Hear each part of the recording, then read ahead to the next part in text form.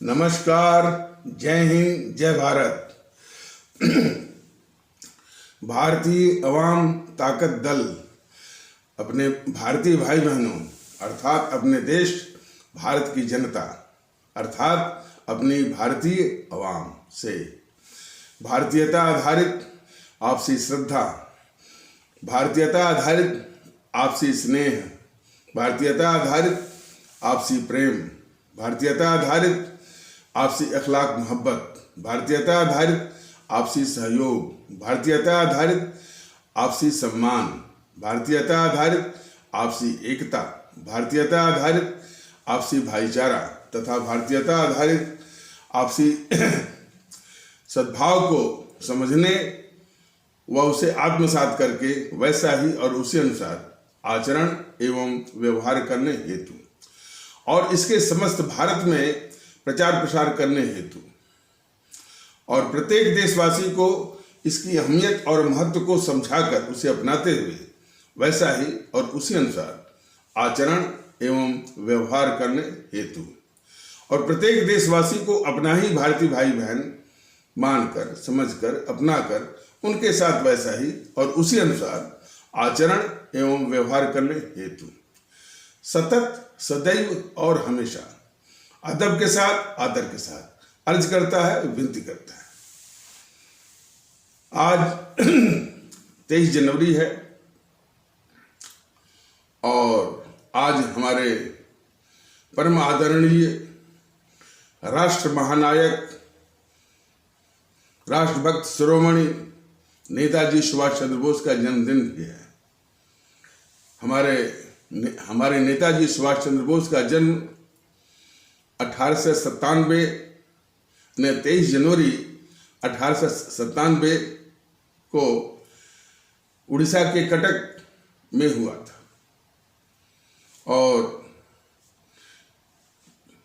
और यह देश हमारे परम आदरणीय राष्ट्र महानायक, राष्ट्रभक्त शिरोमणि नेताजी सुभाष चंद्र बोस का यह हमारा देश सदैव सदैव ऋणी रहेगा, जिनकी आजाद हिंद फौज की बदौलत अंग्रेज यहाँ से भागने को मजबूर हुए। ये जीएनपीसी के चाटुकार इतिहासकारों के द्वारा जो हमारे जनमानस में झूठ फैलाया गया है कि उस गांधी के 1942 वाले भारत छोड़ो आंदोलन के कारण जो है वो अंग्रेज भागने को मजबूर हुए, ये सरासर झूठ और गलत और जो है फैलाए हुए झूठ का एक परिणाम है। अब तो ये तथ्य जो है माने छन छन करके आने लगा है कि अंग्रेज जो इस देश से जो भागने को मजबूर हुए वो सिर्फ जो है हमारे नेताजी सुभाष चंद्र बोस की जो आजाद हिंद फौज थी 60,000 के आसपास, उसमें से 28,000 जवान इस देश की आज़ादी के लिए और अंग्रेजी सेना से आज़ादी के लिए अंग्रेजी सेना से लड़ते हुए शहीद हो गए थे। तो उन शहीद जो है आज़ाद हिंद फौज के जवानों की शहादत और कुर्बानी के कारण रॉयल इंडियन नेवी रिन में बगावत हो गई थी और उसके बाद जो आर्मी यानी थल सेना और भी जो सेना के जो अंग हैं वायुसेना में भी बगावत के धुएं, सुगबुगाहट जो है उसमें शुरू हो गई थी। जाहिर है कि अंग्रेज इस देश में सेना और पुलिस के बल पर ही हमारे देश पर औपनिवेशिक या कॉलोनियल शासन कर रहे थे और जब सेना ही बगावत पर आ जाए और सेना ही उनके काबू में न रहे तो कब तक जो है अपना औपनिवेशिक शासन भारत के ऊपर कर पाते, ये अपने आप में जग जाहिर है। तो ये और तो जो अंग्रेज जो भागरे को अंग्रेज भारत छोड़ने के लिए जो मजबूर हुए, जो उन्होंने मन बना लिया, वो सिर्फ हमारे नेताजी सुभाष चंद्र बोस की आज़ाद हिंद फौज के सैनिकों की कुर्बानी और शहादत की बदौलत। और ये तथ्य जो है अब धीरे धीरे सामने आ रहा है।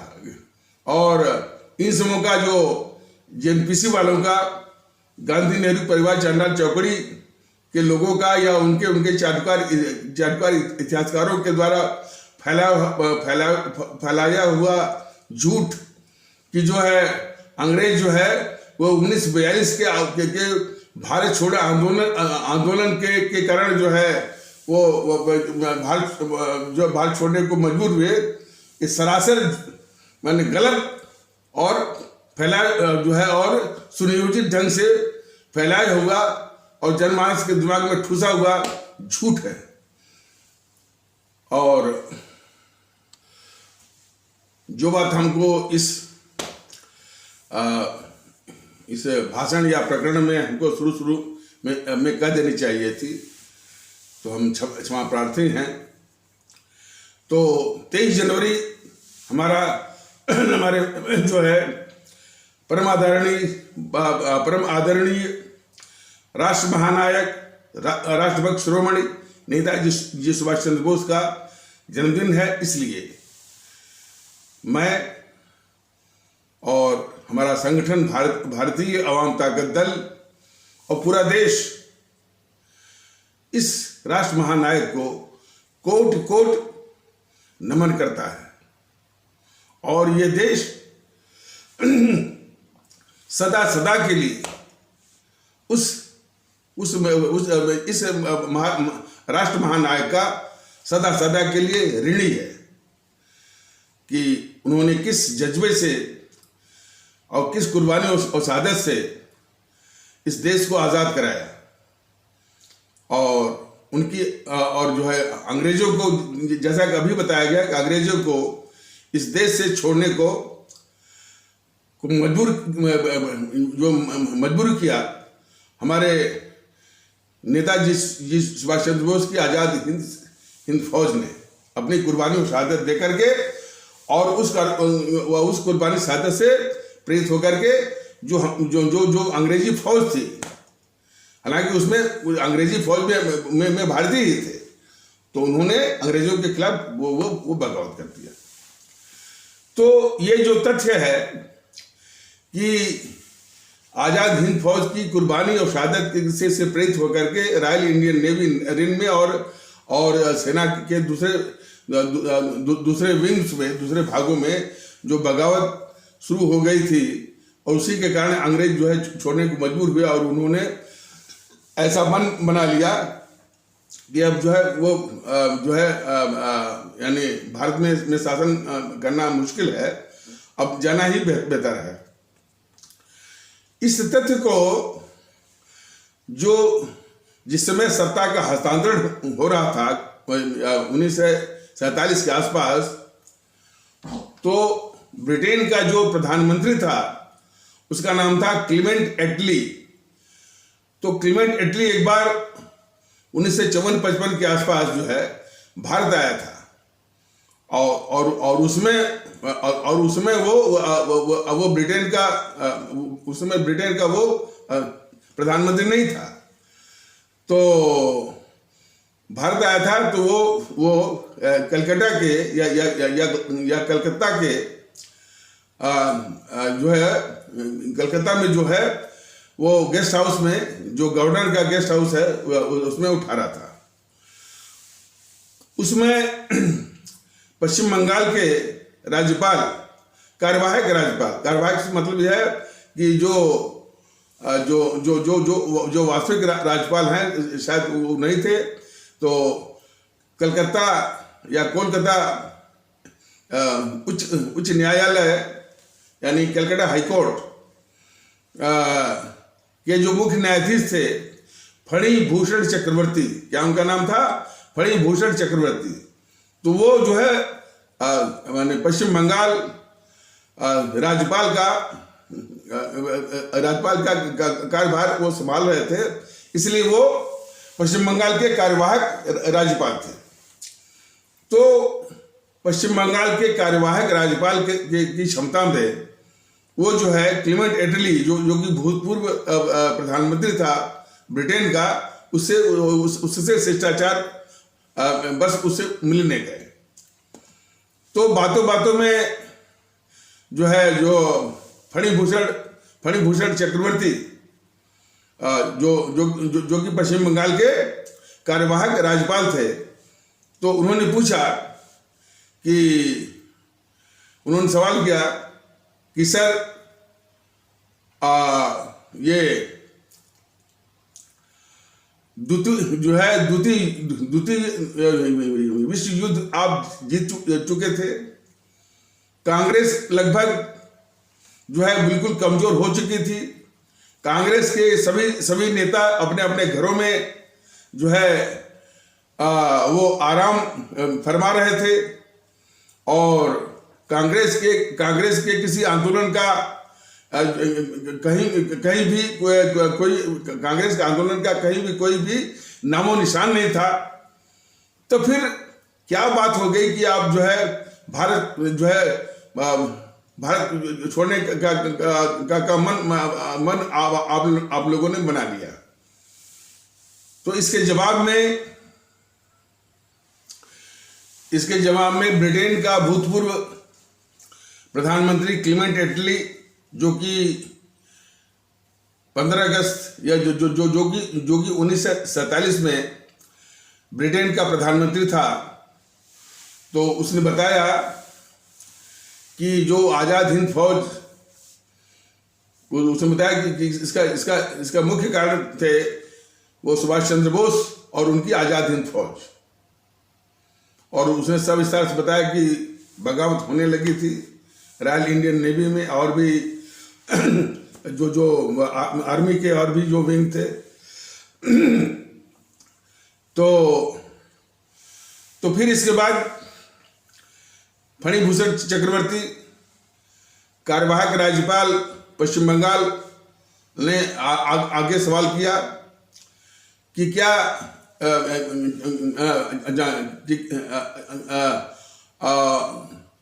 ये आप लोगों के भारत छोड़ने में गांधी, आप लोग के भारत छोड़ने में गांधी की क्या भूमिका थी?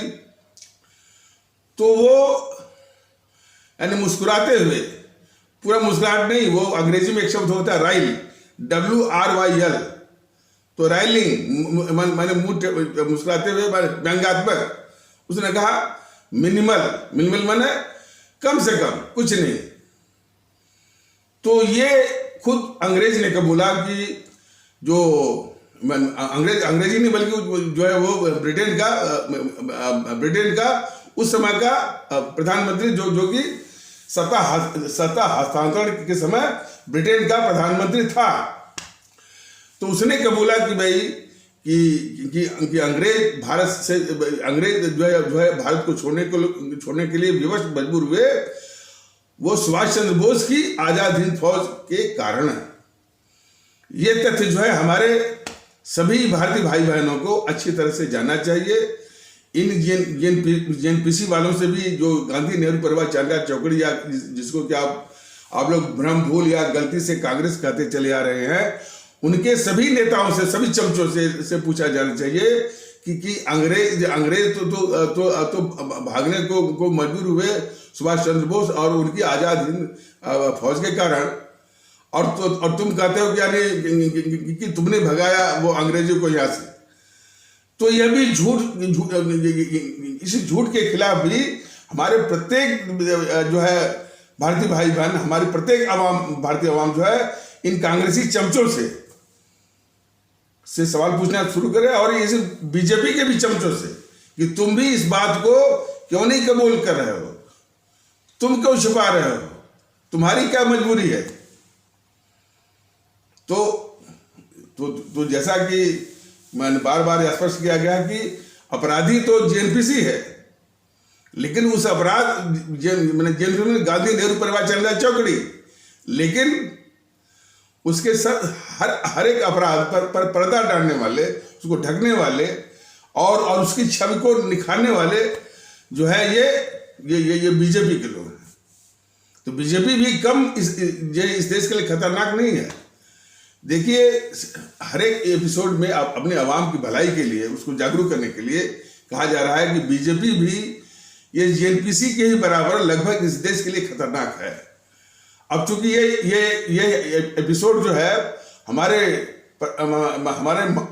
जो है परम आदरणीय राष्ट्र महानायक राष्ट्रभक्त शिरोमणि नेताजी सुभाष चंद्र बोस को ही समर्पित है, तो ज्यादा हम नहीं कहेंगे, लेकिन जितने भी एपिसोड माने वो जारी हुए हैं उसमें अपने सभी आदरणीय भारतीय भाई बहनों को समझाने का प्रयास किया गया है कि इस देश की अभिशाप तो जेएनपीसी है, सबसे बड़े अपराधी है, लेकिन उसके सारे अपराधों को ढकने वाली ये बीजेपी है।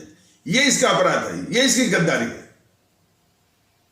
और इतना कहने के बाद भी कोई भी बीजेपी का नेता या उसके सिखाए पढ़ाए जो आते हैं छुटभइये या तोते, वो भी जो है या तो उसके नेता या वो भी जो है वीडियो को उस दृष्टिकोण से देखते ही नहीं है। अब चूंकि ये एपिसोड जो हमारे जो है वो नेताजी सुभाष चंद्र बोस को समर्पित है, तो ज्यादा हम नहीं कहेंगे। वो सिर्फ एक ही बात कहते हैं कि योगी जी चले गए तो सनातन का क्या होगा। पता नहीं यानी किस दुनिया में रहते हैं और किस नशे में रहते हैं। तो सवाल यह था कि अंग्रेज भारत को छोड़ने को मजबूर हुए सिर्फ जो है हमारे नेताजी सुभाष चंद्र बोस और उनकी आजाद हिंद फौज की कुर्बानी और शहादत के कारण। यह हमारे सभी कारण और उस गांधी के जो है वो भारत छोड़ो आंदोलन के कारण नहीं। जो ये गाना गवाया जाता है स्कूलों में, वो बिल्कुल निरा झूठ है कि दे दी हमें आजादी बिना खड्ग बिना ढाल, साबरमती के संत तूने कर दिया कमाल। ये बिल्कुल झूठ है। तो हमारे सभी भारतीय भाई बहन समझे। और इसी प्रकार जेएनपीसी और कांग्रेसियों के द्वारा तमाम झूठ जो है फैलाया गया है, लोगों के दिमाग में ठूसा गया है। इसलिए जब ये तथ्य जो बताया जाता है उसको मैंने ग्रहण करने में, आत्मसात करने में भी दिक्कतें आती हैं। हमारे नेताजी जी सुभाष चंद्र बोस के साथ ये जो दुगड़ी जोड़ी थी गद्दारों की, गद्दार मोहनदास करमचंद गांधी और गद्दार जवाहरलाल नेहरू की गद्दारियों का कुछ नमूना। उसे पूरी कहानी के लिए तो बहुत वक्त चाहिए, लेकिन नमूने के तौर पर ये अपने भारतीय भाई बहन जरा जाने। ये कांग्रेस जो है, एक तो जो उसका चरित्र रहा है पूरे स्वतंत्रता आंदोलन के दौरान कि अंग्रेजी सरकार की ये मुखबिर, दलाल और चमचा थी। और इस मोहनदास करमचंद गांधी को अंग्रेजों ने इसी चमचागिरी के एवज में इसको राय बहादुर की उपाधि दी थी। और उस समय के राय बहादुर और नाइटहुड जो है, जो अंग्रेजी सरकार के चमचे हुआ करते थे, उनकी यानी वो प्रशंसक लोग जो है चमचे हुआ करते थे, उन्हीं को ये टाइटल दिया करते थे, नाइटहुड की और जो है राय बहादुर की। तो इस मोहनदास करमचंद गांधी जो इस देश का गद्दार है, उसको अंग्रेजों ने राय बहादुर की उपाधि दी थी। अब उसके एक झूठा बहाना में कि भाई गांधी जी ने उसको ली नहीं। अरे तुमने ली या नहीं ली तो वो तुम कौन होते हो? अंग्रेजों ने क्यों दी इसका तो बताओ आधार। उसका आधार है कि ये वो चमचा थे। और इस बात को हमारे बाबा साहब अम्बेडकर ने भी कबूला है, वो खुलासा किया है कि यह बहुत शातिर किस्म का डबल डीलर है। ये उधर डील जो है वो अंग्रेजों से भी करता है, अंग्रेजी सरकार से भी करता है, और इधर जो बेवकूफ बनाता है अपनी आवाम को, अपनी भारतीय आवाम को। तो बाबा साहब ने इसको बोला था कि ये डबल डीलर है, ये मोहनदास करमचंद गांधी। खैर, तो उसी में ये कभी भी पूर्ण स्वराज की मांग नहीं करते थे। ये मांग अधिक से अधिक करते थे डोमिनियन स्टेटस का। लेकिन सुभाष चंद्र बोस कुछ समय के लिए कांग्रेस में थे। उन्होंने कहा कि ये डोमिनियन स्टेटस वगैरह बिल्कुल नहीं चलेगा।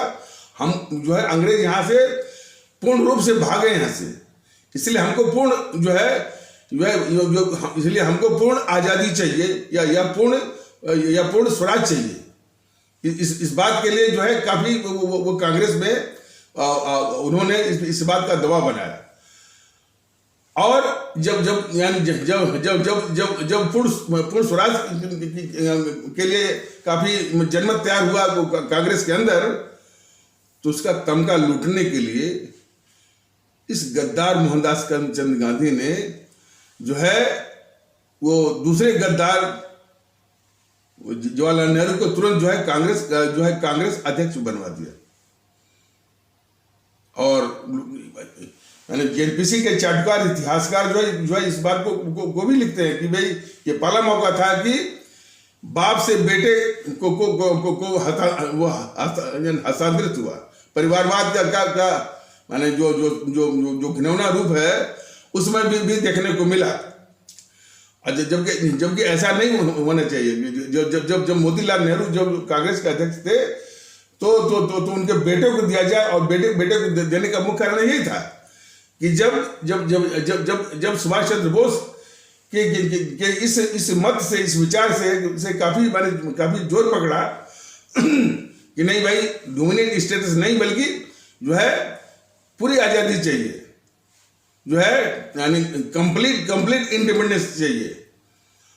तो पूर्ण स्वराज की घोषणा के लिए तुरंत गांधी जो है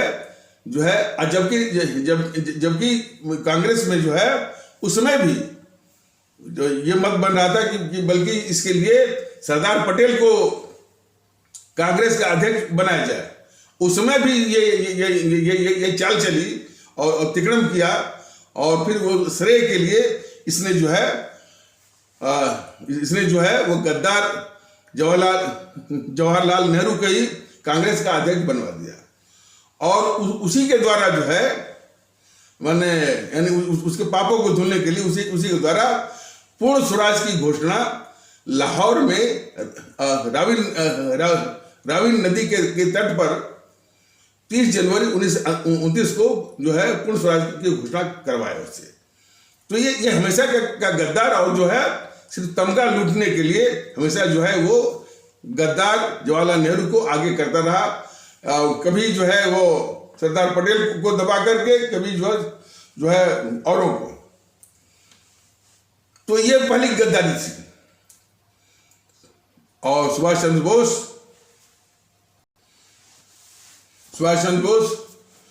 कांग्रेस के 2 बार अध्यक्ष बने थे। एक बार बने थे 1938 में, जो कि सर्वसम्मत से चुने गए थे। तो उसमें कांग्रेस का अध्यक्ष 1 साल के लिए बनता था। तो वो कांग्रेस को तैयार कर रहे थे, यानी राष्ट्रभक्ति के रास्ते पर, कि अंग्रेजों को भगाना है तो उनसे संघर्ष करके, ये अहिंसा वगैरह नहीं संघर्ष करके, लड़ करके। तो लेकिन ये जो गांधी था और नेहरू थे, कांग्रेस यानी वो कांग्रेस को ढाल चुके थे इसमें चमचागिरी के लिए। तो कांग्रेसियों को भी दिक्कत हुई, और नेताजी और नेताजी जो सुभाष चंद्र बोस को भी दिक्कत हुई। और कांग्रेसियों को ये दिक्कत हुई कि भाई कि यदि ये फिर वो कांग्रेस अध्यक्ष बने, तब तो जो है पूरा जो है वो जो है नेतृत्व जो है गांधी के हाथ से निकल जाएगा। तो जब दूसरी बार कांग्रेस अध्यक्ष बनने की बात आई थी, अच्छा पहली बार जो जो जो जो कांग्रेस के अध्यक्ष बने थे वो बने थे हरिपुर। तो हरिपुर पड़ता है गुजरात में, तो हरिपुर अधिवेशन में बने थे। दूसरी बार 1939 में त्रिपुरी जो कि जबलपुर मध्य प्रदेश के पास पड़ता है, तो त्रिपुरी अधिवेशन में वो कांग्रेस अध्यक्ष बनने की बात जब आई, तो गांधी के इस गद्दार मोहनदास करमचंद गांधी के चमचों ने पहले से ही जो है वो हल्ला करना शुरू कर दिया कि इस बार जो है सर्वसम्मत वाला तरीका नहीं अपनाया जाएगा। उनको मालूम था कि यदि सर्वसम्मत वाला तरीका अपनाया गया तो फिर जो है वो नेताजी सुभाष चंद्र बोस से प्रभावित काफी वो कांग्रेस में हो गए थे, और जो है वो उनको जो है सर्वसम्मत दूसरी बार भी उनको बनवा देते। तो इसलिए गांधी के चमचों ने पहले से ही वो हल्ला करना शुरू कर दिया कि इस बार जो है वो सर्वसम्मत वाला तरीका नहीं अपनाया जाएगा। इस बार जो है चुनाव होगा, यानी कंटेस्ट होगा, प्रतियोगिता होगी, प्रतियोगिता होगी, चुनाव होगा। तो इस गद्दार मोहनदास करमचंद गांधी ने हमारे नेताजी सुभाष चंद्र बोस को अपमानित करने के लिए एक कैंडिडेट खड़ा किया। उनका नाम था सीता वीरमैया पट्टाभीरमैया। उनको खड़ा किया अपमानित करने के लिए कि ये अदना सा वो ताकि हमारे नेताजी जी सुभाष चंद्र बोस जो इतने कद्दावर नेता थे, ये दिखाने के लिए कि भाई मैंने ये साबित करने के लिए जो उसके मन में था इस गद्दार मोहनदास करमचंद गांधी के कि देखिए जो है ये अदना से जो नेता है सीता वीरमैया पट्टाभीरमैया, उससे ये हार गए। और ऐसा करते हैं ये, इस तरह की साजिश जो है सारे जीएनपीसी वाले कांग्रेसी करते हैं। तो खैर तो गांधी ने जो है वो जो है सुभाष चंद्र बोस के विरोध में या उनके आगे एक उम्मीदवार या कैंडिडेट जो है सीता वीरमैया पट्टाभीरमैया को खड़ा किया, और इन्होंने प्रचार किया, बहुत जो है वो दुष्प्रचार भी किया। हमारे सुभाष चंद्र बोस जी के खिलाफ काफी दुष्प्रचार किया, और ये गांधी ने अपनी पूरी राजनीतिक प्रतिष्ठा लगा दी सुभाष चंद्र बोस के खिलाफ, और घूम कर ये प्रचार करता रहा। ये गद्दार मोहनदास करमचंद गांधी कहता रहा कि सीता वीरमैया पट्टाभीरमैया की हार मेरी व्यक्तिगत हार है। इसके अपने व्यक्तिगत प्रतिष्ठा के दाव लगाने के बाद भी उस चुनावी प्रतियोगिता में या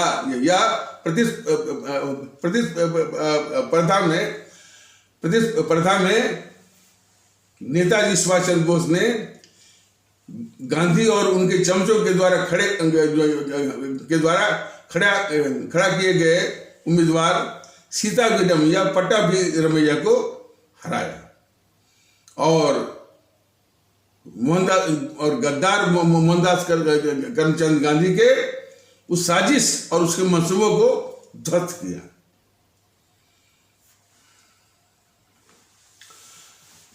तो उस चुनावी प्रतिस्पर्धा में जीतने के बाद या गद्दार मोहनदास करमचंद गांधी की साजिश और मंसूबों को ध्वस्त करने के बाद गांधी और उसके चमचों की साजिश अब अपने सुभाष चंद्र बोस के खिलाफ बंद नहीं हुई। जब उनको अपनी कार्य समिति का गठन करना हुआ तो ये साजिश करने लगे। एक तो वो एक चमचा जो एक चमचा था वो गोविंद बल्लभ पंत।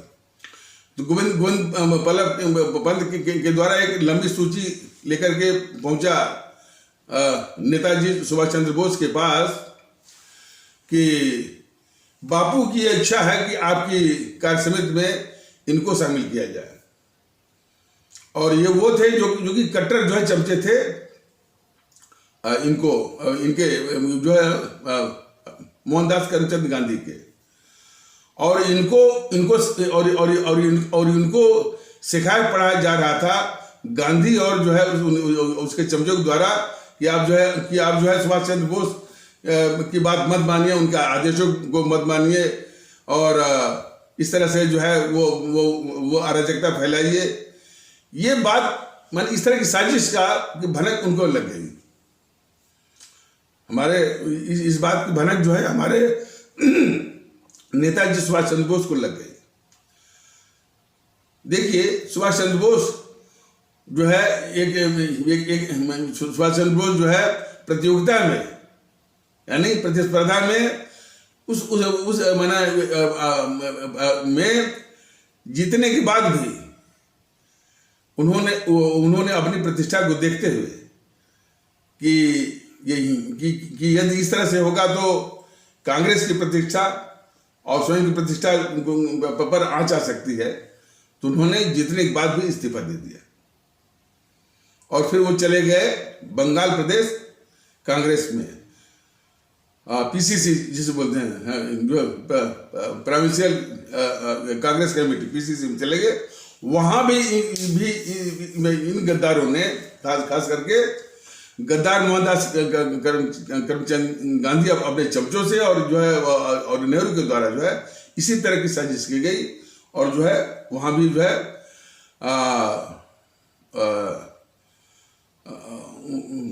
बंगाल प्रदेश कांग्रेस कमेटी से भी उनको निकाला गया। तब इसके बाद सुभाष चंद्र बोस ने को बिल्कुल इस बात के लिए पक्का हो गए कि ये अंग्रेजों के बिल्कुल चमचे हैं, उनके मुखबिर दलाल हैं, इनकी बदौलत जो है वो कुछ भी नहीं हो सकता। और इन अंग्रेजों को बाहर निकालने के लिए यदि बाहरी शक्तियों का भी हाथ उनकी सहायता लेनी पड़े तो वो जरूरी था। अब ये था कि अंग्रेजों ने जो है इनको कैद कर रखा था, और फिर इसके बाद कैद किया। इसके बाद जो है वो हाउस अरेस्ट हो गए, मतलब घर में ही जो है वो नजर बंद हो गए। तो एक लंबी कहानी है कि कैसे वो भारत के बाहर निकले, लेकिन थोड़े में सारांश में मुख्तसर में हम वो बता रहे हैं।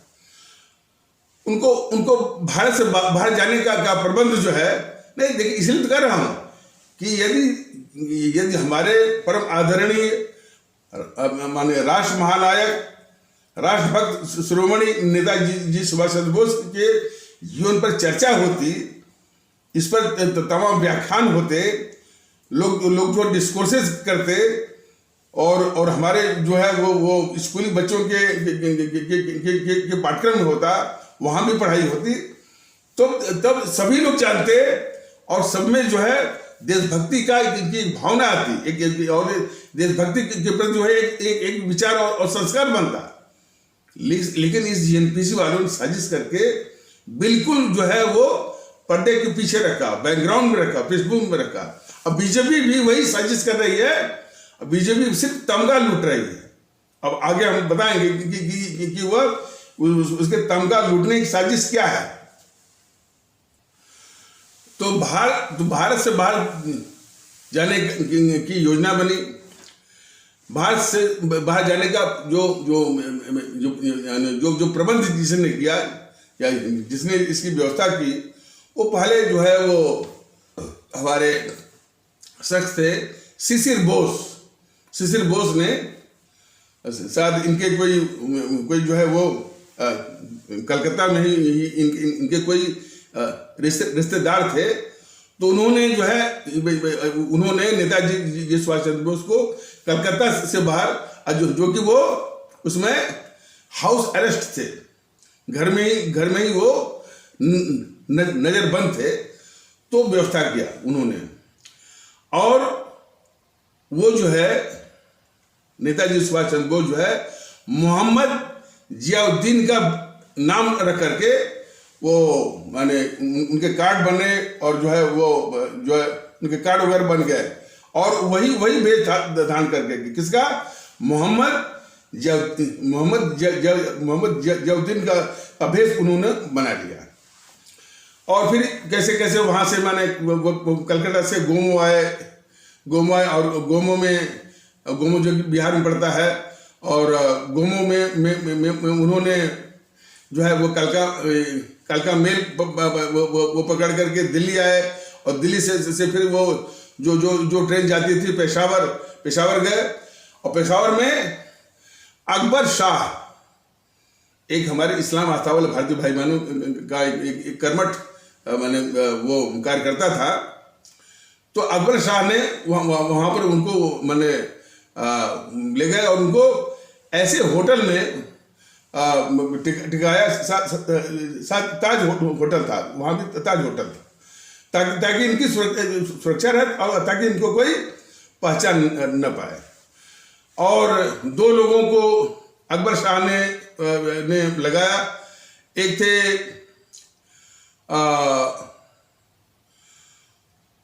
कोई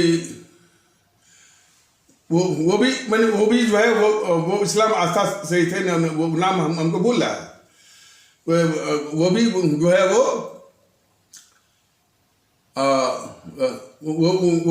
वो भी बने इस्लाम आस्था वाले तबके से थे। और एक थे भगत राम। तो भगत राम का भी नाम जो है बदल करके रहमत अली खान वो रख दिया गया था, ताकि किसी को शक न हो। यानी नेताजी हमारे जो है मोहम्मद जियाउद्दीन के रूप में थे, और उनको सहयोग करने वाले जो है भगत राम, और एक जो है इस्लाम आस्था वाले भारतीय भाई बहनों के तबके से थे। तो और भगत राम का भी नाम जो है वो बदल करके जो है रहमत अली वो कर दिया गया था। और उन्होंने अपनी कार से बिठा करके यानी भारत के बाहर, यानी जो कि इसमें पाकिस्तान में है, मैंने जो है लाहौर तो पाकिस्तान में है, तो अंग्रेजों के माने क्षेत्र से बाहर वो अफगानिस्तान में करा दिया। और फिर अफगानिस्तान में कुछ दूर तक पैदल चले, फिर वहाँ से धीरे धीरे करके वो जर्मनी पहुँचे। और जर्मनी में जो है अपने नेतृत्व का परिचय दिया। और जो हिटलर था वो अंग्रेजों का दुश्मन था, और तो दुश्मन का दुश्मन दोस्त होता है। इसी सिद्धांत का उन्होंने उपयोग किया। और जर्मनी और फिर जर्मनी का हिटलर ने जो है वो और जापान का जो उसमें शासक था ताशिको करके था, तो वहाँ पहुँचने के लिए जो है वो पानी वाली जहाज की व्यवस्था भी किया था। तो ये दोनों शासकों से मिले थे, जापान की जर्मनी से। और वहां पर उन्होंने जो युद्ध बंदी थे, द्वितीय विश्व युद्ध के जो युद्ध बंदी थे, जो भारतीय थे, उन भारतीयों को जर्मनी से और जापान से छुड़वाया। और उससे उन्होंने आजाद हिंद फौज की स्थापना का निर्माण किया। देखिए, सुभाष चंद्र बोस ने वो 1941 में बोले थे कि तुम मुझे खून दो, मैं तुमको आजादी दूंगा। ये बहुत बड़ा था नारा। और उसका तात्पर्य क्या था कि हमारे भारतीय भाई बहन कुर्बानी के लिए पहले मानसिक रूप से तैयार हों, इसके बाद ही जो है वो आज़ादी पाने के लिए नैतिक रूप से अधिकारी बन सकते हैं। ये था उनका कहने का मतलब। अब कितने लोग भारत में जहां पर कि ये जो जज्बा रखने वाले वो माने कितने वो दयनीय हालत में है, और बाकी जो पढ़ा लिखा तबका था, कांग्रेसियों का था, वह लगभग वो जो है वो अंग्रेज सरकार का वो चमचा वो बन चुका था।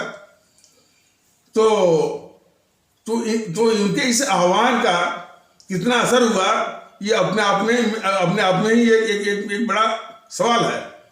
और आज भी देखिए भारतीय वाम ताकत दल क्या कह रहा है कि भारतीयता के आधार पर एक होइए, लेकिन तब भी जो देखना, तब भी ये जो बौद्धिक वर्ग का तबका है, मीडिया, वह सुनने को तैयार नहीं है। हालांकि मैं इस पर हम ज्यादा नहीं बोलेंगे, इसलिए कि ये प्रकरण जो है हमारे उसी यानी परम आदरणीय राष्ट्र महानायक, राष्ट्रभक्त शिरोमणि नेताजी सुभाष चंद्र बोस को ही समर्पित है, इसलिए हम ज्यादा इस पर नहीं बोलेंगे। लेकिन इस संबंध में ये बताना जरूरी है कि इस जो YouTube के जो संदेश हैं, जो कि भारतीय वाम ताकत दल इसे YouTube के संदेश के माध्यम से काफी जो है वो ये प्रचार कर रहा है, इसकी गूंज लोगों तक पहुंच रही है। अब कितना महत्व दे रहे हैं यानी वो बात दूसरी है, गूंज पहुंच रही है। तो इन मीडिया वालों के पास भी पहुंच रही है भाई जो है वो भारतीयता की मांग हो रही है। और ये भारतीयता की बात जो है वो हमारे द्वारा या हमारे संगठन जो है ये भारतीय अवाम ताकत दल, इसके द्वारा जो है वो बनाया गया नहीं है, इसके द्वारा जो है वो रचित नहीं है। ये तो जैसे कि हमारे वो सुभाष चंद्र बोस थे, शहीद आजम भगत सिंह थे, अमर शहीद चंद्रशेखर आजाद थे, अमर शहीद अशफाकुल्लाह जी थे इत्यादि। इन्हीं की तरह जो है इनकी कुर्बानी और शहादत का पैगाम ही है एकता, भारतीय एकता, और हमारे संविधान का आदेश, हम भारत के लोग उसके आधार पर है। लेकिन ये चैनल वाले इन दोनों बातों को मानने के लिए तैयार नहीं है।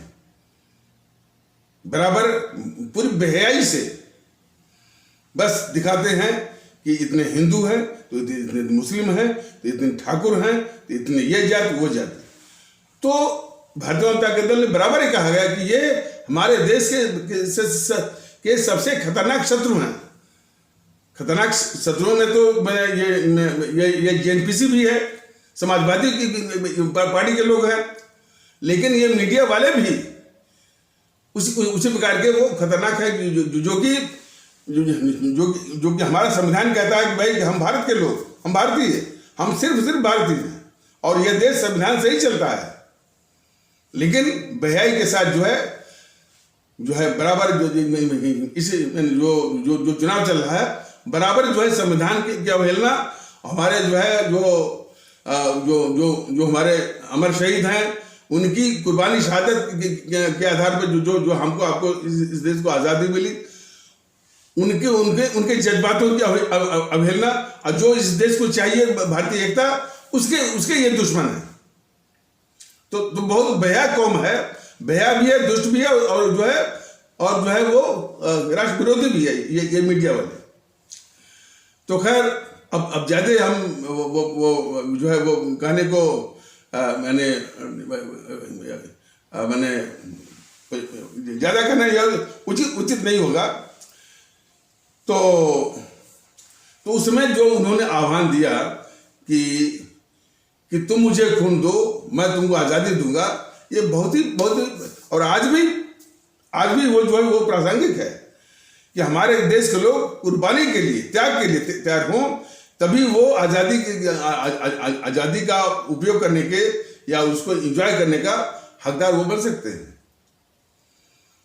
तो उनको इस बात का पूरा मैंने शक था कि मेरे इस आह्वान से कितने लोग तैयार होंगे, इसलिए उन्होंने भारत के बाहर जो हमारे भारतीय जो है भारतीय जो द्वितीय विश्व युद्ध के युद्धबंदी थे, जर्मनी के अधीन और जापान के अधीन, उनको छोड़ा और उसके आधार पर आज़ाद हिंद फौज का निर्माण किया। और ज्यादा तो नहीं कहेंगे। और उन्होंने 21 अक्टूबर 1943 को आजाद भारत की स्थापना की अंडमान निकोबार में। और उनके खिलाफ जो कई बातें ये जो माने जेएनपीसी के इतिहासकार हैं, वामपंथियों के इतिहासकार हैं कि वो जापानियों ने जो है वो भारतीयों को के साथ दुर्व्यवहार किया, क्या वो सब झूठा। तो और उसी में हमारे नेता सुभाष चंद्र बोस को भी लपेटते हैं ये जेएनपीसी के इतिहासकार और वामपंथियों के इतिहासकार। तो उन्होंने 21 अक्टूबर 1943 को आजाद भारत की स्थापना जो अंडमान निकोबार में की, जिसको कि 11 देशों ने मान्यता दी। इसीलिए भारतीय वाम ताकत दल ये बराबर ये मांग कर रहा है, और हमारे देश के लोग भी मांग कर रहे हैं कि हमारी आज़ादी का दिन जो है वो 21 अक्टूबर 1943 ही है। इसलिए हर साल जो मनाया जाना चाहिए, हमारी वास्तविक आज़ादी 21 अक्टूबर को ही मनाया जाना चाहिए।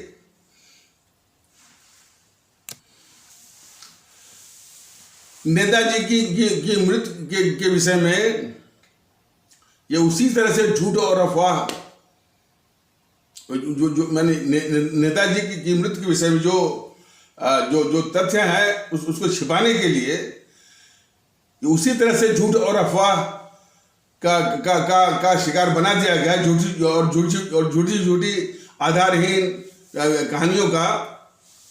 जिस प्रकार ये इस समय जो है तमाम झूठ जो है इन राजनीतिक पार्टियों के द्वारा वो बोला जा रहा है और फैलाया जा रहा है, उसी प्रकार। और अच्छा, और जान लीजिए कि झूठ और अफवाह का सहारा ये जो है हमारे जो ये राजनीतिक दल हैं, जो देश विरोधी शक्तियां हैं, वो सारा इसलिए लेती हैं कि उनके असली मंसूबे, असली साजिशों का पर वो पर्दा वो डालते रहे। इसीलिए तो इसमें भी ऐसा ही हुआ। अब तथ्य जो आ रहे हैं, अब इस पर यदि पूरा वर्णन करें तो काफी वक्त चाहिए उसके लिए। तथ्य जो आ रहे हैं, इसी नेहरू ने रूसी शासकों से मिलकर के जो है वो सुभाष चंद्र बोस को उस समय इसलिए कि जो ये कहानी बनाते हैं कि सुभाष चंद्र बोस जो है विमान दुर्घटना में वो मृत्यु हो गई, कोई प्रमाण नहीं मिलता है कि जो है कोई विमान वहां पर जो है दुर्घटना हुई थी और वो जो है और जो है सुभाष चंद्र बोस जो है माने उनकी मृत्यु हो। तो जब किसी विमान की दुर्घटना का कोई प्रमाण ही नहीं है, तब वो कहानी भी झूठी है। तो अभी हम बताएंगे कि ये वो रचित कहानी जो है क्यों रची गई। तो जो तथ्य सामने आ रहे हैं उसके अनुसार जो है, जब इसने अमेरिका ने नागासाकी और वो हिरोशिमा पर बम गिराया तो जापान जो है वो सरेंडर कर दिया, उसने आत्मसमर्पण कर दिया। वो उसमें दो ताकतें थी, एक बोलते थे एक्सिस पावर, दूसरे बोलते थे एलाइड पावर्स। तो एक्सिस पावर में यही सब थे, माने जर्मनी था, जापान थे और रूस भी था। तो रूस को तो चर्चिल ने पता नहीं क्या उसको पट्टी बढ़ा करके उसको जो है एक्सिस पावर से निकाल करके वो एलाइड पावर्स में ला दिया। तो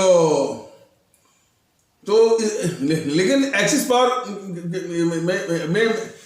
पावर से वो निकलने वाला था। तो जब ये जर्मनी और जापान दोनों ने अच्छा फिर इसके बाद ये मृत्यु भी हो गई थी इसकी, वो हिटलर की। तो जब ये दोनों डाउन हो गए तो सुभाष चंद्र बोस जो है रूस की ओर जो है वो उन्होंने रुख किया। तो रूस सोचे थे कि भाई जो एक्सिस पावर में तो था ही और ये अंग्रेजों के खिलाफ है ही, तो वहां से कुछ जो है मदद मिल सकती है, तो इसी ख्याल से गए। तो अमेरिका से खबर आई इस गद्दार जवाहरलाल नेहरू को, कह रहे भाई तुम्हारा दोस्त, यानी व्यंग में, तुम्हारा दोस्त जो है वो रूस में टहल रहा है।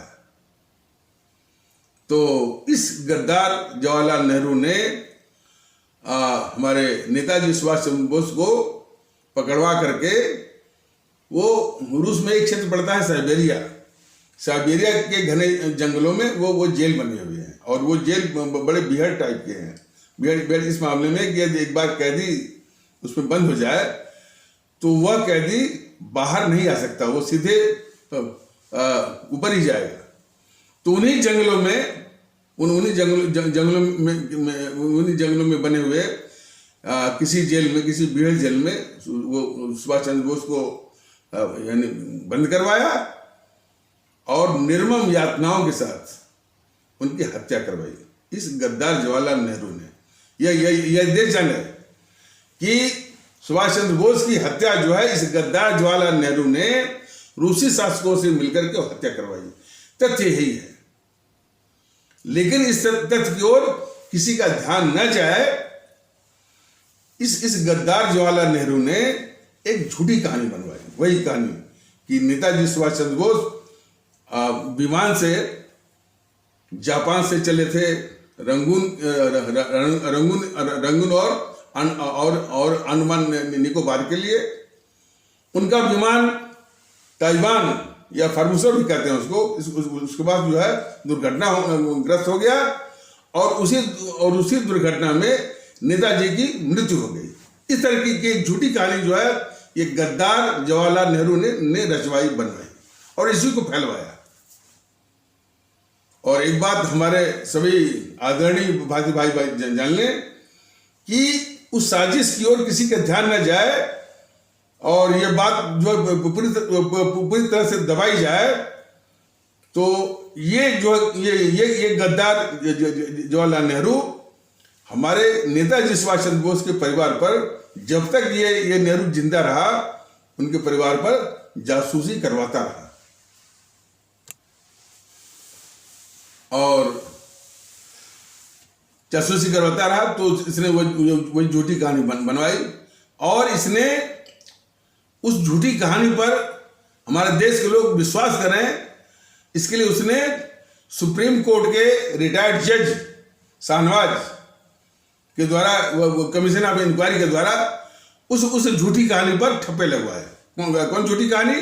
कि नेताजी चले थे जापान से और रंगून के लिए उनका हवाई जहाज ताइवान के पास जो है वो दुर्घटनाग्रस्त हो गया, और उसी दुर्घटना में हमारे नेताजी की मृत्यु हो गई। इस रचित कहानी, झूठी कहानी पर जो है वो रिटायर्ड सुप्रीम कोर्ट के जज शाहनवाज के द्वारा जो है कमीशन ऑफ इंक्वायरी के जरिए वो ठप्पा लगवाया ताकि लोग इसको सही माने।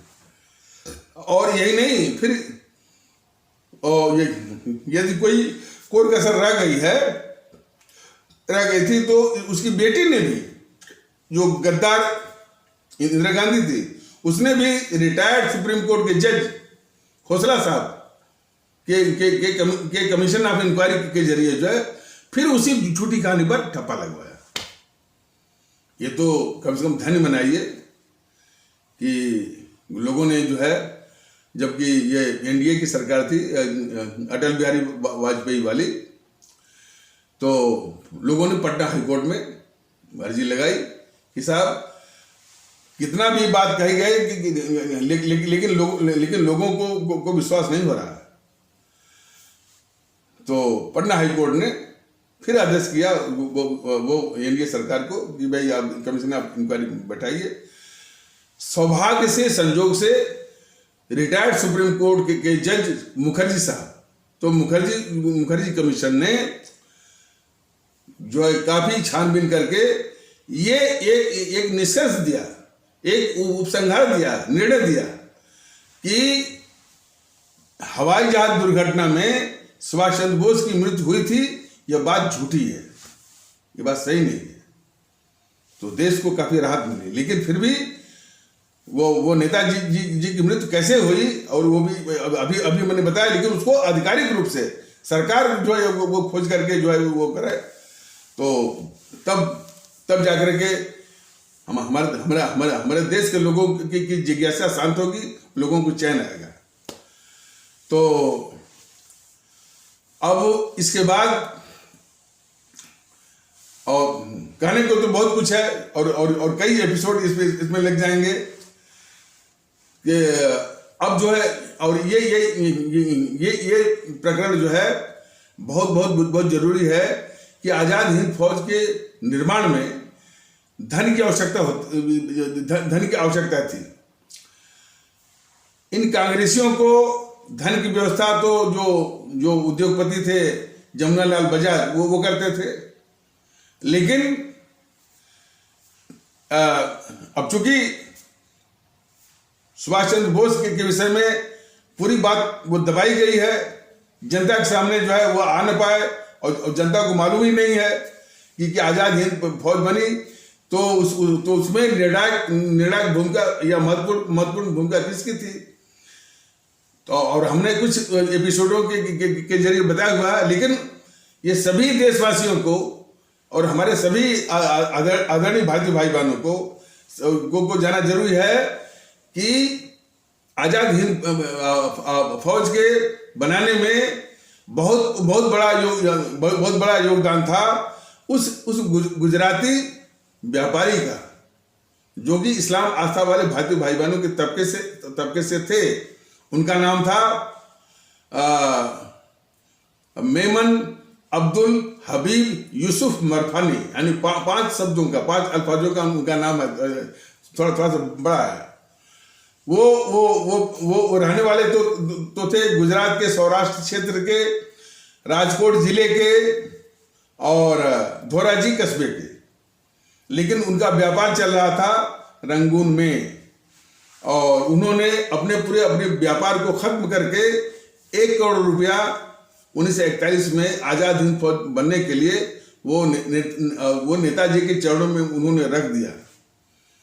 नेताजी ने जब सवाल किया कि भाई मरफानी जी आप ये क्या कर रहे हैं, आपका व्यापार कैसे चलेगा, आपका परिवार कैसे चलेगा, तो उन्होंने बेबाकी से जवाब दिया कि नेताजी अब हमको व्यापार की क्या जरूरत है, हम भी आपके आजाद हिंद फौज में शामिल होते हैं और जो है वो भी एक आजाद हिंद फौज के एक फौजी बन गए, सैनिक बन गए। तो पहली जो उपाधि सेवके हिंद नेताजी ने वो मरफानी जी को ही दिया और भर्ती कराने के लिए एक भर्ती अधिकारी, वो भी गुजरात के ही थे। वो कहां के थे? सूरत के।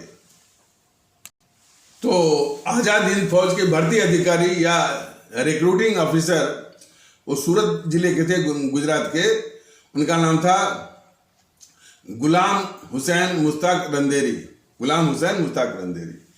तो इन 2 देशभक्तों का, राष्ट्रभक्तों का नाम जो है बिल्कुल ये इस तरह का इतिहास लिखा जाए तो इनका नाम स्वर्णाक्षरों में आएगा, जरूर आएगा। लेकिन एनपीसी के चाटुकार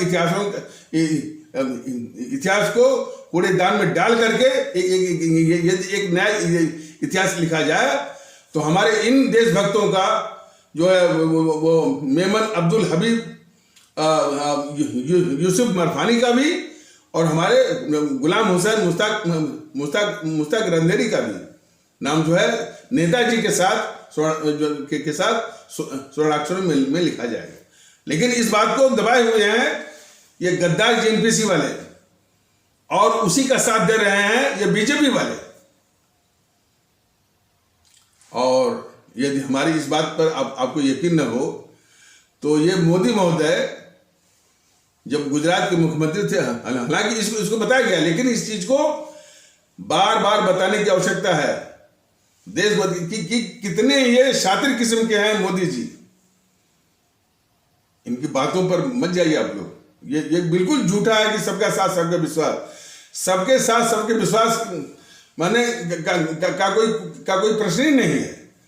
जो शख्स जो है जब वो गुजरात के मुख्यमंत्री थे तो इसी यानी 23 जनवरी के अवसर पर मतलब कि मतलब कि नेताजी जी सुभाष चंद्र बोस के जन्मदिन पर भाषण में कह रहे हैं कि गुजरात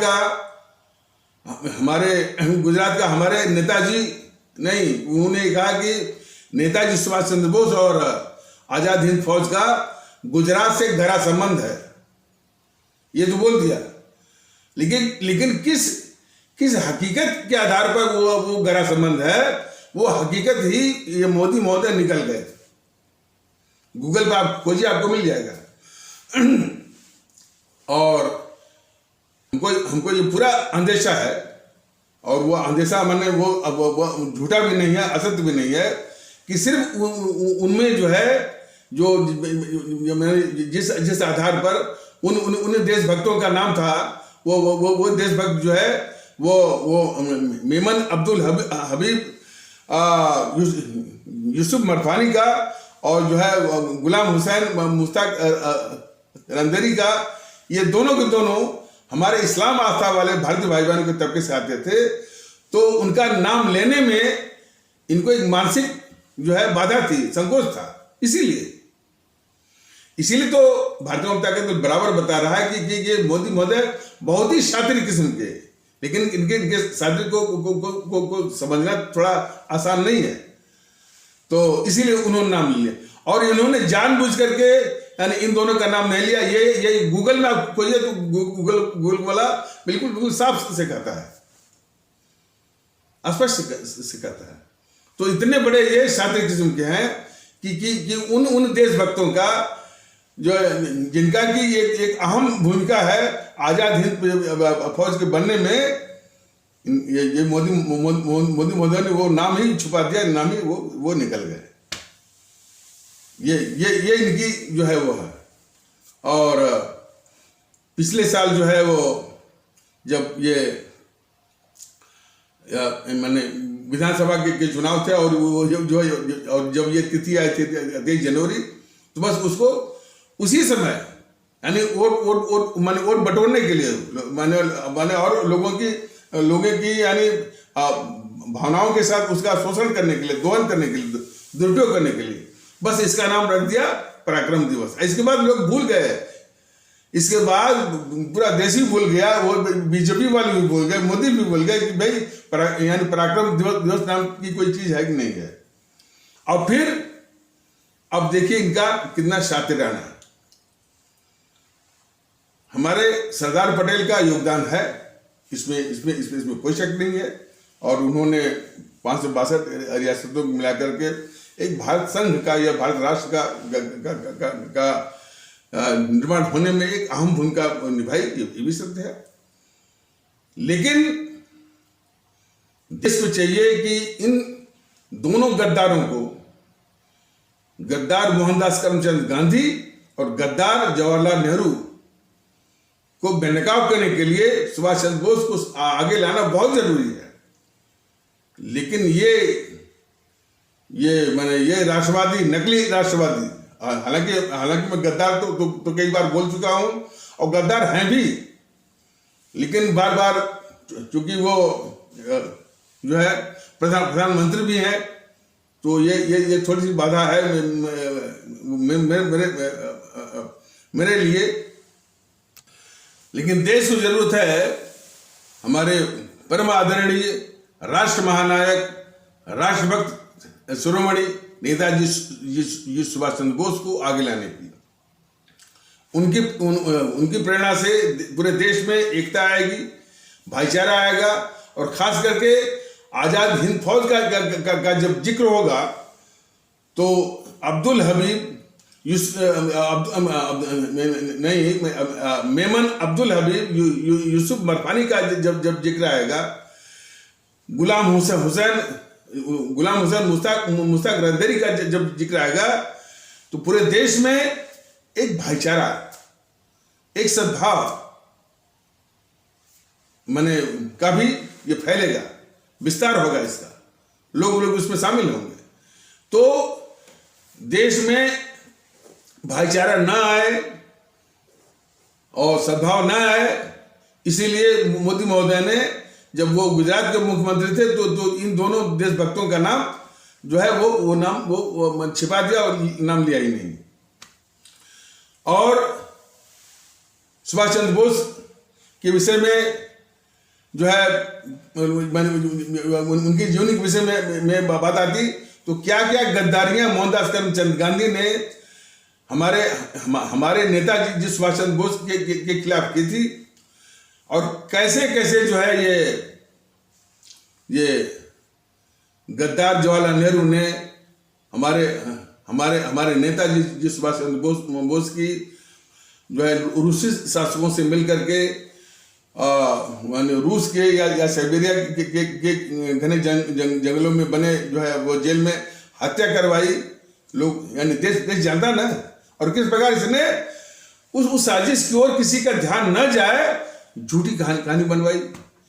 तो झूठ और अफवाह के हमेशा ये आदती रहे हैं, तो देश को जानना चाहिए। लेकिन वह जो है आ सकता था, लेकिन बशर्ते जो है वो जो है सुभाष चंद्र बोस के विषय में माने वो जो है चर्चाएं होती, और इसलिए जरूरत इस बात की है और थी भी जब ये मोदी महोदय जो है वो सरदार पटेल की स्टैचू ऑफ यूनिटी जो है उसमें बड़ौदा के पास नहीं शायद खेड़ा में या आनंद वगैरह में के पास है, तो ये मूर्ति बनवाई।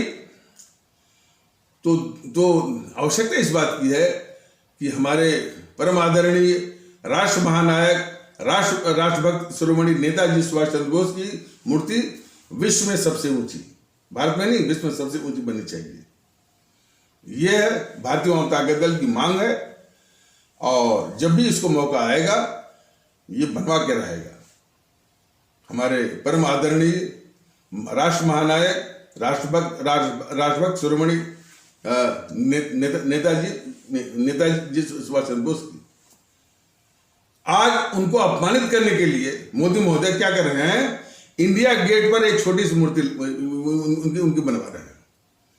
इंडिया गेट पर जो नाम लिखे गए हैं, तो यानी द्वितीय विश्व युद्ध में जो मारे गए जो भारतीय जो सैनिक थे, वो अंग्रेजी सेना में जो भारतीय सैनिक थे, उनके नाम लिखे गए हैं।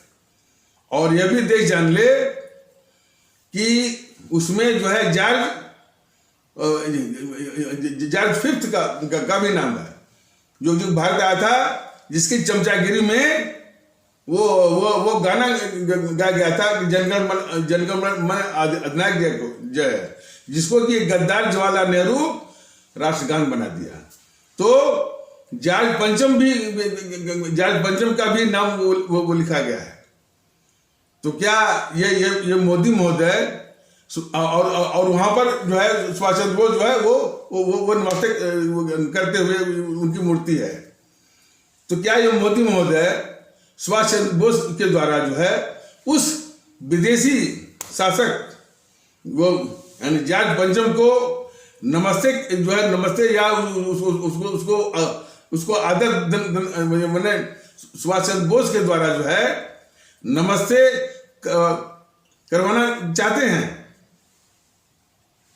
तो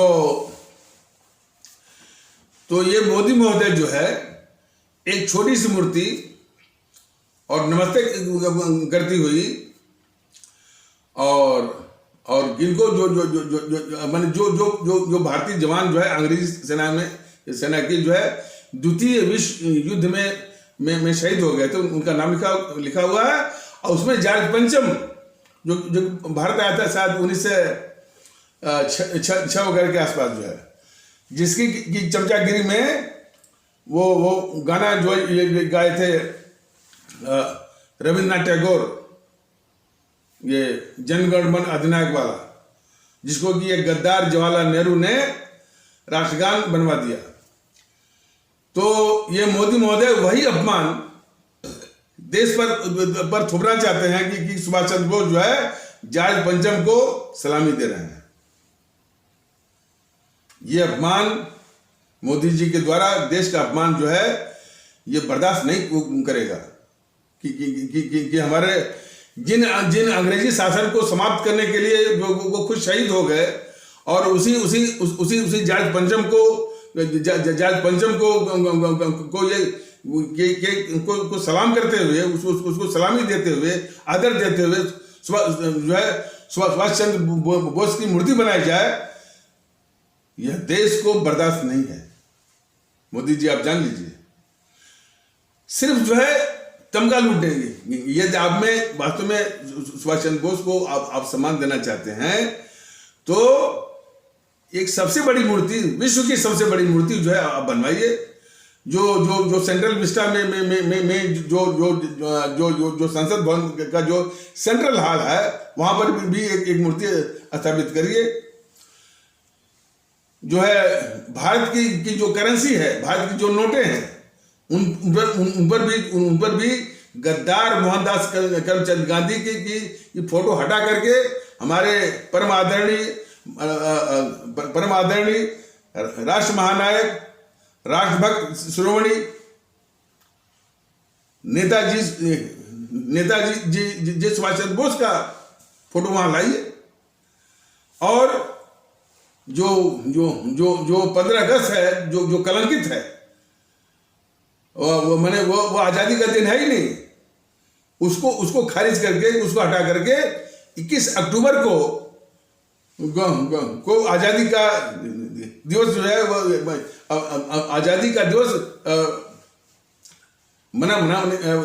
आजादी का दिवस मनाने के लिए जो है व्यवस्था करिए। और जो है देश के सामने बिल्कुल स्पष्ट करिए कि भाई ये 15 अगस्त जो है हमारी आजादी का दिवस है ही नहीं। हमारे देश का वास्तविक आजादी का दिवस जो है वो 21 अक्टूबर है, जिस दिन हमारे वही परम आदरणीय राष्ट्र महानायक, राष्ट्रभक्त शिरोमणि नेताजी सुभाष चंद्र बोस ने जो 21 अक्टूबर 1943 को अंडमान निकोबार में आजाद भारत की स्थापना की, जिसको कि 11 देशों ने मान्यता भी दी। तो इस कलंकित 15 अगस्त को हटा करके 21 अक्टूबर को ही भारत का वास्तविक आजादी का दिवस मनाने के लिए व्यवस्था आप करिए। और दूसरा, उनके जो मतलब कि नेताजी सुभाष चंद्र बोस का जो जन्मदिन है 23 जनवरी, उसको गणतंत्र दिवस से मत जोड़िए। ये बहुत बड़ी बेवकूफी है और अपमान भी है। हमारे सुभाष चंद्र बोस का जो है वो जो है वो बिल्कुल मतलब जुदा अलग जो है वो राष्ट्रीय दिवस के रूप में मनाया जाए।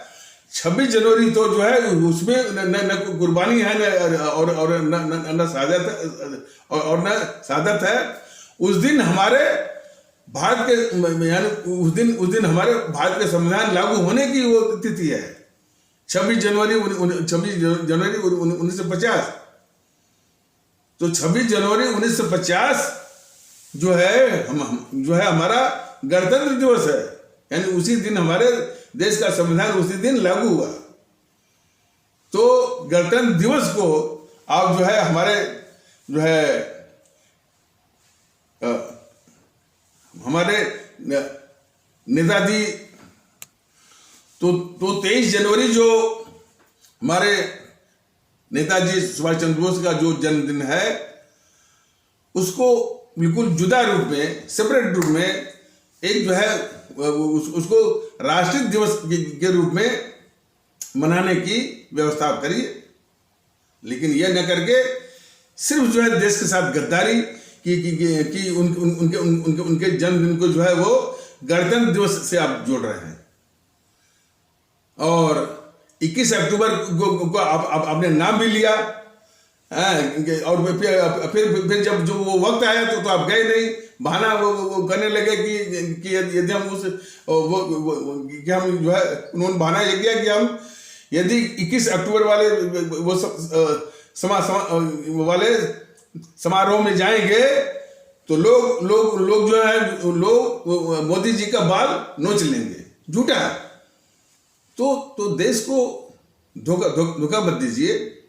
और जो है और कम से कम हमारे परम आदरणीय राष्ट्र महानायक राष्ट्रभक्त शिरोमणि नेताजी जी सुभाष चंद्र बोस का इस तरह से इसे अपमान मत करिए कि वो एक ऐसी मूर्ति बनाइए कि वो जो है जॉर्ज पंचम को भी जो है वो सलाम करते हो।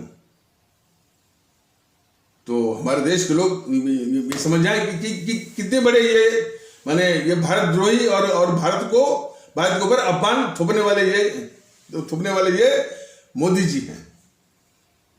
तो इसीलिए तो भारतीय जनता दल कह रहा है कि इन सारी देश विरोधी ताकतों को नष्ट में नाबूद करने के लिए और ईवीएम मशीन पर भारतीयता के आधार पर एक होकर करके नोटा सिर्फ नोटा दबाइए आप। तो इन्हीं आवश्यक शब्दों के साथ इस आवश्यक परिचर्चा को यहीं पर विराम दिया जाता है। तब तक के लिए नमस्कार, जय हिंद, जय भारत।